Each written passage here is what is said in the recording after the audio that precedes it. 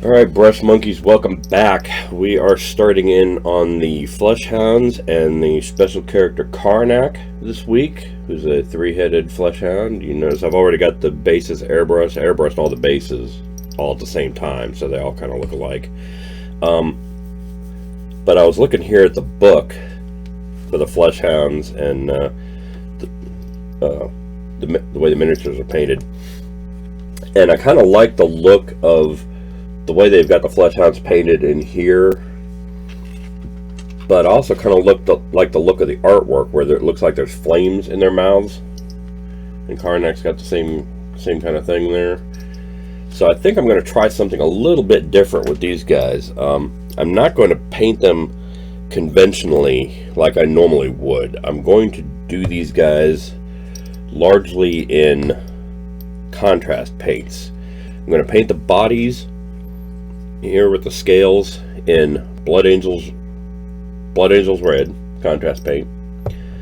This fur and spines along the back here is going to be done in Black Templar contrast paint, and then the faces and that kind of fringe around their face are going to be done in Guilliman Flesh, with claws in black, and their teeth are going to be Shabti bone, or excuse me, Xandri dust and Shabti bone, brass collars, all the same stuff that I did with the blood letters are going to be done on these guys. But for the most part, the majority of the painting of these guys is going to be done in contrast paints.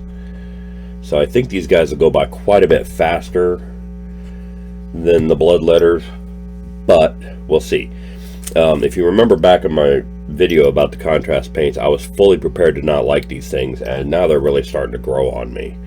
So I'm going to go ahead and pause and put those base coats down, and when we come back, we'll see what the contrast paints look like on these guys.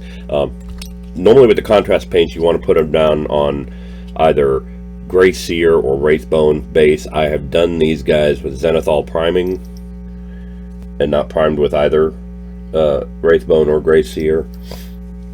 So it should be interesting to see how these come out on here. I think they'll come out kind of similar to the blood letters, because the blood letters were Zenithal primed as well.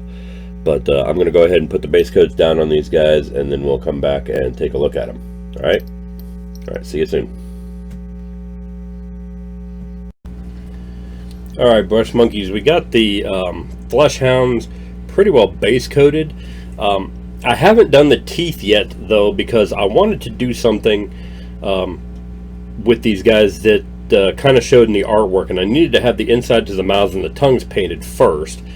But then I'm going to take my airbrush and airbrush in some yellow OSL in the mouths and around the eyes on all these guys, except for this guy who, oddly enough, doesn't have his mouth open. So here I went ahead and painted his teeth. But the rest of them all have open mouths, and they're all going to get that OSL effect. And I'm using Badger Minotaur irradiated yellow for that, with just a little bit of their drying retarder, just to thin it down a little bit and keep it from getting tip dry, because I'm using the Sotar 2020 airbrush, which is a really fine point airbrush made by Badger. It's a fantastic airbrush. I love this thing. Let me dig it out here. This puppy. This and my Badger Patriot are my workhorses. They do 90% of the airbrushing I've got. But this thing puts out a really, really fine stream, and you can put a lock on it. You can dial it in to prevent it from going back too far. If you just need a little bit, like right there. That's about where I'm going to need this thing to do the mouths and the eyes. So I'm going to dial it in pretty tight like that, and then all I got to do is push in the air and pull it back a little bit, and I should be able to get these guys detailed up pretty well. So I'm going to go ahead and pause and do that, and then when I come back, I'll do the well, I'm going to do the OSL, and then I'm going to finish the eyes, a little dot of the eyeballs, and then do the teeth. So all the base coating will be finally done on these guys. I just wanted to show you the progress up till now, and then show you what I was going to do with the OSL, because that's not really OSL is almost layering. It's not really a base coat kind of thing, but it has to be done at this stage before I do the teeth, because the teeth are going to go on over it. So I wanted to show you where I was at now, and then go ahead and do the airbrushing. So I'll pause here, and then when I come back, I'll show you what all I've gotten done, and we'll move on to the shade washes. All right, see you soon.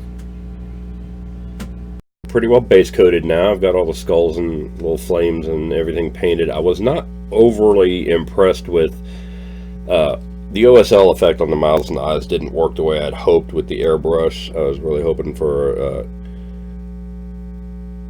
I was just hoping for more, and it didn't exactly work out. I touched it up a little bit with the brush on the insides of the most open mouths, but the eyes, I don't know if you can see those or not real well on the video, but the eyes, I ended up having to dry brush some Hexios Pale Sun around the eyes and then paint the eyes white.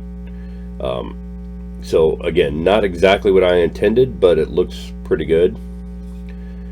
And the insides of the mouths, just like I said, didn't turn out the way I'd hoped, so I did the best I could with them. Like I said, I'm not entirely impressed with that aspect of it, but the rest of them look really good, and I'm really kind of impressed with the way the Black Templar contrast paint turned out.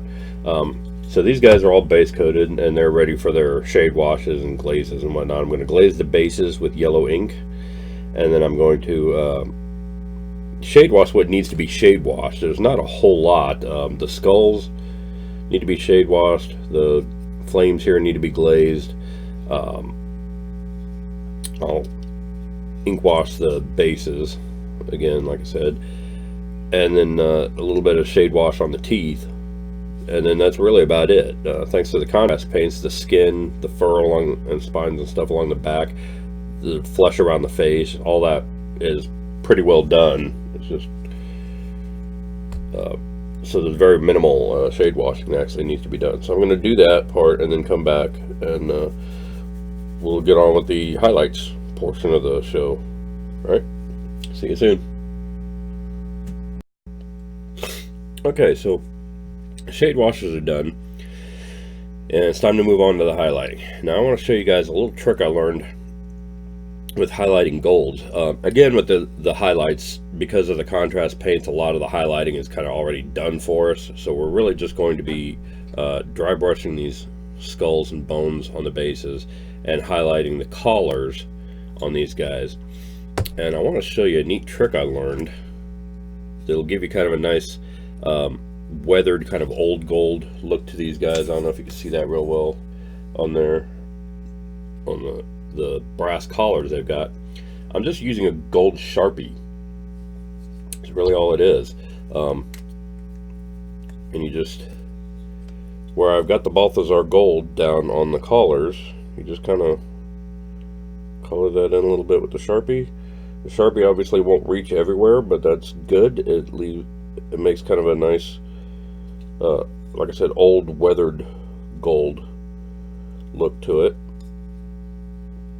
Leave some of that Balthazar gold down in the shadows.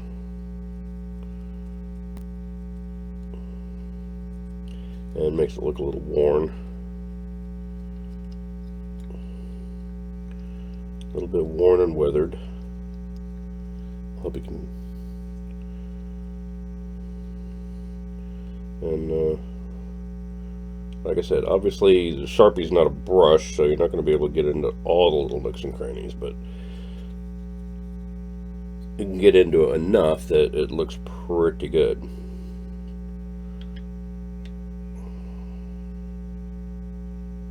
Yeah, I can't get up into there. But, so there you go. That's really all that's involved in that. Like I said, it makes a nice weathered turn. The collars are supposed to be brass, not necessarily gold, because that's Korn's thing, is brass, black, and red. So for it to look a little tarnished and weathered and darker, like not quite bright gold, is kind of right in the wheelhouse there. To kind of want it looking like that. So yeah, using a Sharpie, using a gold Sharpie is a quick and dirty way of doing weathered metals like this. Looks really good. And you can get some nice effects on, I've done trim of Imperial Knights the same way too. Get gold or silver Sharpies and do up the trim with that. Looks really good. And it's just a really nice, easy way of doing it. I don't have to clean a brush. It goes pretty much where I want it. See? It's looking pretty spiffy. So I'm going to finish up these guys and finish up the highlighting, and then we'll come back and take a look at them. All right? Bye.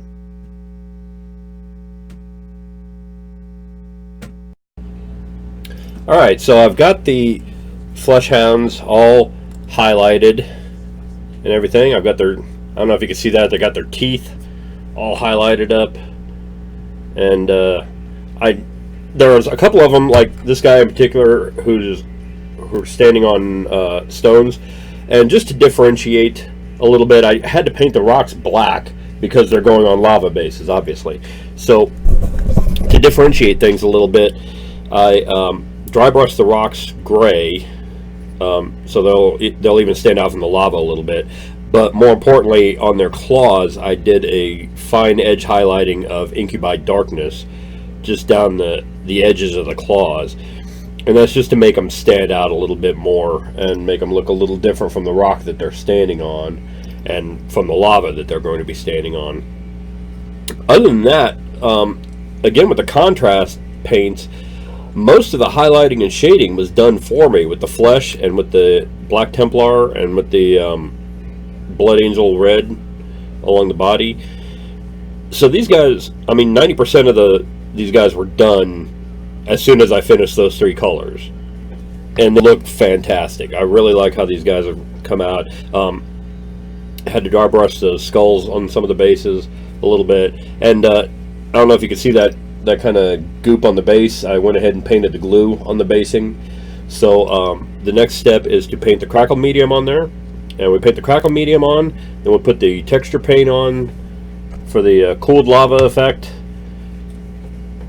And then we'll paint the base bands, and these guys, I'm going to call these guys done, because they're coming along really, really nicely, and I really like how they came out. I was really kind of disappointed in the OSL effect at first, and now it's looking really good on the eyes. I really kind of like how that turned out. So, yeah, so I'm going to let the glue dry on those bases, and when we come back, I'll have put the crackle medium on there, and we'll see how that cracks up, and then we'll put the texture paint on, all right? So I'll see you guys soon. Alright, so we're back, and we've got the crackle medium applied to the base, and I don't know if you can see this or not, but the crackle medium cracked a lot. Like, I don't know if it was just the amount of glue that I had kind of slopped onto the bases, or what, but there's more base showing through on most of these guys than the actual crackle medium. So it cracked really, really well. Was not expecting that with these guys. I kind of thought it'd be a little more like the blood letters, where it's kind of thick on there, but they look really good, and it's not going to be a huge impediment. Like I said, I'm going to do the same I did with the blood letters, and I'm going to put this this, for those of you that didn't tune in before, is just crackle paste with black paint added to it. It does not crack.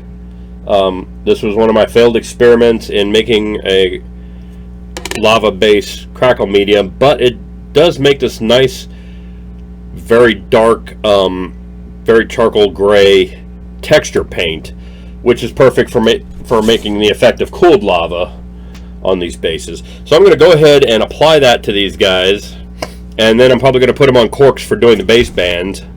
And these guys are pretty well done. I mean, they came along pretty quickly here. So I'm going to go ahead and turn this off and come back when the bases are done, and show you what we got. Alright, I'm back, and as you can see, I've put the Fleshhounds on corks. I've painted their base bands. They're looking pretty spiff. I even dry brushed the texture paint a little bit now that it's dry, and just enough to bring out that texture on it. And you can see they're looking they're looking pretty spiff. I'm really liking how these guys and Karnak here, really liking how they came out. So really all that's left to do on these guys is matte seal them, and then they're done. So I'll give them a quick shot with the Army Painter here. Let's see if I can find it. There we go. Hit it with the Army Painter Anti-Shine here, and should be good to go. So I'll get that done, and then these the Fleshhounds are finished, and the next unit up is the Juggernauts. It's 3 fairly large creatures. They're going to need to go on these large bases. I'll keep all the same colors out because they're going to use the same colors. They're going to use they probably won't use the Gulliman Flesh or the Black Templar as much, but they'll definitely use a lot of the rest of this stuff. And we'll probably try to do a little OSL effect around the eyes and mouths of those guys as well. And they got some emblems on them, and we'll paint those up neat. So anyway, these guys, like I said, these guys are done, and they're looking pretty spiffy. So yeah, thanks for joining us, and we'll move on to the next unit. All right, thanks a lot. Bye. Hey Brush Monkeys, Tom from Flying Monkey Studios here. If you like what you see, click like. If you want to find out when new videos get posted, click subscribe. Comment below on what you want to see on future videos. Visit our Patreon site for lots of ways that you can support me in doing what I do. You can also visit our Instagram and Facebook pages to see all the miniatures that I paint on this channel, and see how you can get your hands on one of your own. So thanks a lot for your time, and thanks for watching my videos, and I will see you guys later. Bye.